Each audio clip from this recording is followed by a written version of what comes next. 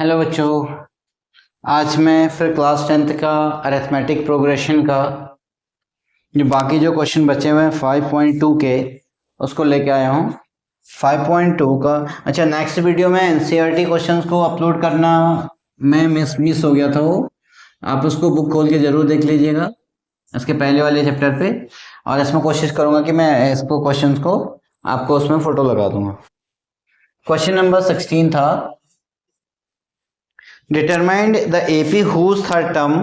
इसमें मैं एपी को डिटरमाइन करना है, एपी फाइंड आउट करना है। हुज थर्ड टर्म इज 16, जिसका जो थर्ड टर्म है वो कितना है 16 है। और seventh term exceed the fifth term and seven term जो है वो सेवन टर्म इज एक्सीड का मतलब प्लस ज्यादा कितना 12 by fifth term. Fifth term से 12 जाता है और आपको एपी निकालना है।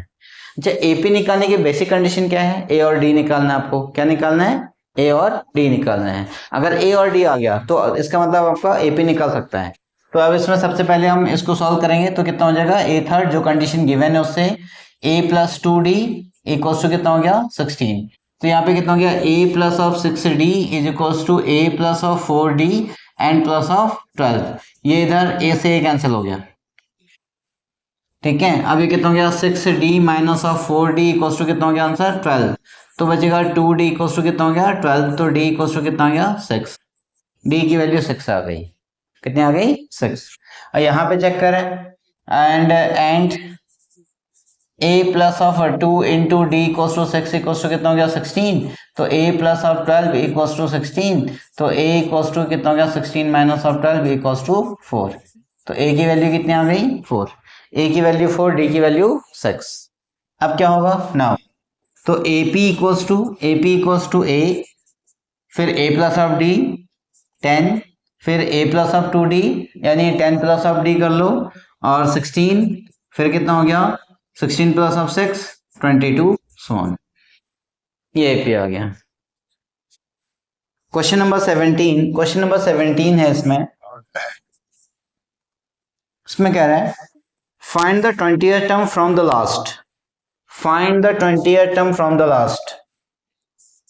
Find 20th term from last निकालना में। जब इसका a कितना था ऑफ AP है यहाँ पे AP आपके पास है AP equals to 3 8 13 so on 253। इसमें एक फॉर्मूला था nth term from last equals to L minus n minus 1 into d. ये था। तो यहाँ पे L की वैल्यू कितनी होगी? L की वैल्यू होगी 253 माइनस n कितना था 20th टर्म बोला है इसने। कौन सा 20th टर्म? तो कितना हो गया 20 माइनस 1 इंटू डी कितना है d यहाँ पे कितना हो जाएगा 8 माइनस 3 इक्वल्स टू 5। तो इक्वल्स टू कितना हो गया 253 minus of 19 into of 5 equals to 253 minus और 9 5 जा 45 95। ठीक है इसमें से इसको माइनस करेंगे तो कितना आ जाएगा? माइनस करने के बाद इक्वल्स टू 13 में से 5 हो गया तो बचा 8 और इसमें बच गया 14 ये बचेगा 5 और यहाँ पे बच गया 158। तो इसका लास्ट टर्म जो होगा वो कितना होगा 158। यही इसका आंसर होगा। ठीक है 158 डाउन साइड हो गया शायद 158 ये इसका आंसर है। Got it. क्वेश्चन नंबर 18 में कह रहा है the sum of the fourth and the eighth term of an AP is 24। देखिए द सम का मतलब प्लस किस कौन कौन से टर्म्स का? ये है fourth and eighth term A4 plus of A8 equals to fourth and eighth term equals to 24। और सेकंड कह रहा है the sum of the six and tenth term यानी A6 plus of A10 equals to 44। तो आपको AP find out करनी है। तो इसमें भी सेम यही कंडीशन, आपको ए और डी निकालना है, उसके बाद एपी फाइंड आउट कर देनी है। तो इसमें से कैसे हो गया, a plus of 3d and plus a plus of 7d और इक्वल्स टू कितना हो गया 24। ये कितना हो गया 2a plus of 10d is equals to कितना हो गया 24। 2 कॉमन ले लो, a plus of 5d equals to कितना हो गया 12। ये इक्वेशन फर्स्ट। 2 कॉमन लेके कैंसिल आउट कर दिया है। यहाँ पे कितना हो गया a plus of 5d and plus of a plus of 9d equals to कितना हो गया 44। तो ये हो गया 2a plus of 14d, 14d equals to कितना हो गया 44। फिर 2 कॉमन ले लिया तो a plus 7d is equals to कितना हो गया 22। ये आपका इक्वेशन नंबर सेकंड हो गया। अब इन दोनों को सब्ट्रैक्ट कर दो, एलिमिनेशन मेथड।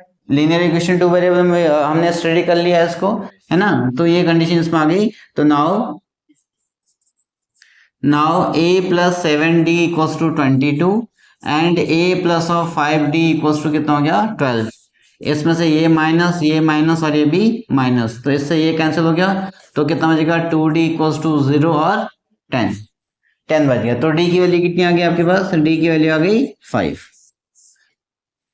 अब इसको a की वैल्यू रखेंगे। Now a plus of 5d equals to 12। तो a plus of 5 into 5 equals to of 12, a plus 25 equals to 12। तो a equals to 12 minus of 25। 12 में से 25 माइनस हुआ तो कितना बचेगा 12 13 माइनस 13, तो माइनस ऑफ 13। ये a की वैल्यू आ गई। तो अब आपका AP क्या जनरेट होगा, फर्स्ट टर्म इसको तो हम a1 equals to a is equals to 13 और a2 is equals to a1 plus of d equals to minus of 13 plus of 5 is equals to minus of 8 minus 13।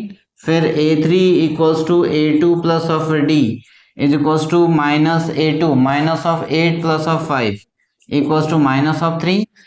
फिर a4 equals to a3 plus of d is equals to minus 3 plus of 5 equals to 2 and a5 is equals to a4 plus of d is equals to 2 plus of 5 equals to 7।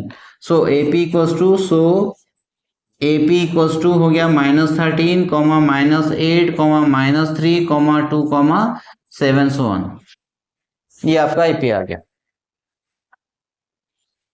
Hope that कि ये concept यहां तक समझ में आ गया होगा, है ना। और अब इसको अगर वीडियो अच्छी लगी हो तो लाइक शेयर एंड सब्सक्राइब जरूर करना, और नेक्स्ट वीडियो ताकि आपको मिलते रहेंगे और मेरा हौसला बढ़ाते रहना ताकि मैं वीडियो लगातार आपके लिए बनाते रहूं।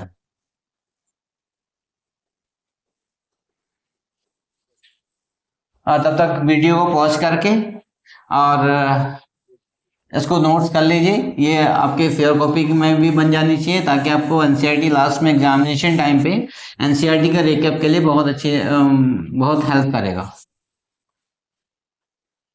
Now question number 19। Question number 19 में है Shobha Rao started her work 1995 and the annual salary equals to 5000। तो यानी जो फर्स्ट टर्म है उसका, जो उसकी ए है वो है आपके पास 15,000, 5,000 ये है। फिर and received an increment to ₹200। D जो है वो आपको 200 पर मंथ पर ईयर उसको इंक्रीमेंट मिल रहा है, मतलब उसकी सैलरी बढ़ जा रही है। तो in which year his salary will become the 700। अच्छा, यहाँ पे मुझे एन निकालना है कि किस ईयर में ए एन दिया मुझे 7,000 हो जाएगी। इसमें तो कोई बात ही नहीं है, सीधे फॉर्मूला यूज कर देना, s a n is equals to a plus n minus 1 into d. तो ए एन कितना हो जाएगा 7,000 और इक्वल्स टू ए कितना हो जाएगा 5,000 और plus n minus 1 into d कितना है 200। इसको यहाँ माइनस भेजो तो 7,000 minus of 5,000 is equals to n minus 1 into 200। ये बच गया। तो ये कितना बचेगा 2000 upon of 200 is equals to n minus of 1। इससे ये कैंसिल हो गया तो कितना हो गया 20, ये कितना हो गया 10। तो n minus 1 equals to 10। So this implies that equals to n equals to 11। यानी 11th ईयर में उसकी सैलरी कितनी हो जाएगी, 7,000 हो जाएगी। इसके बाद इसका 20th क्वेश्चन है, इस एक्सरसाइज का लास्ट क्वेश्चन है। Ramkali save the ₹5 in the first week of year and increase the weekly saving by the 1.75। अच्छा, तो इसका जो ए है, इसका जो ए है वो कितना है, सबसे पहले में कितना आ रहा है आपके पास, ₹5 आ रहा है, ₹5 आ रहा है, और डी में कितना आ रहा है 1.75, वो बढ़ा रही है इस चीज को, और उसकी सेविंग लास्ट में nth वीक में इतनी हो जा रही है। तो यानी ए एन इक्वल यहाँ पे कितना है 20.75, ये ए एन की वैल्यू आ गई। तो एन आपको फाइंड आउट करना है। तो फिर सेम वही चीज, as a n equals to a plus n minus 1 into d, तो this imply that 5 plus of n minus 1 into d 1.75 and upon of ये कितना हो गया 20.75। अब इसको हम यहाँ शिफ्ट करेंगे तो कितना आ जाएगा 20.75 minus of 5 equals to n minus 1 into 1.75, ये हो गया। इसमें से अगर हम 5 माइनस करेंगे तो बचेगा 75, और ये बचेगा आपके पास कितना 15.75 अपॉन 1.75 इज इक्वल्स टू कितना हो गया n माइनस ऑफ 1, इससे ये कैंसिल हो गया। ठीक है, अब कितने टाइम में जा सकते हैं, 17 3 जा करें,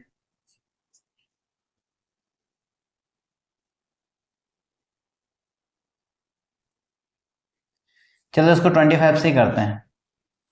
25 4 5 6 7 25 7 जा 175, 25 6 जा 150, और 150 3 जा 73, और ये कितना हो गया आपके पास 9। तो n minus 1 equals to n minus 1 equals to ये कितना हो गया 9। So this imply that n is equals to 9 plus of 1, और इक्वल्स टू कितना हो गया 10 ईयर। तो n equals to 10th year में उसकी जो सेविंग हो जाएगी वो कितनी हो जाएगी, 10 इन 10th year, 10 and 10th year her saving is ₹20.75 answer. ये हो गया, ये आपके 5.2 एक्सरसाइज कंप्लीट हो चुके हैं। नेक्स्ट वीडियो में इसका नेक्स्ट कंडीशन आएगी।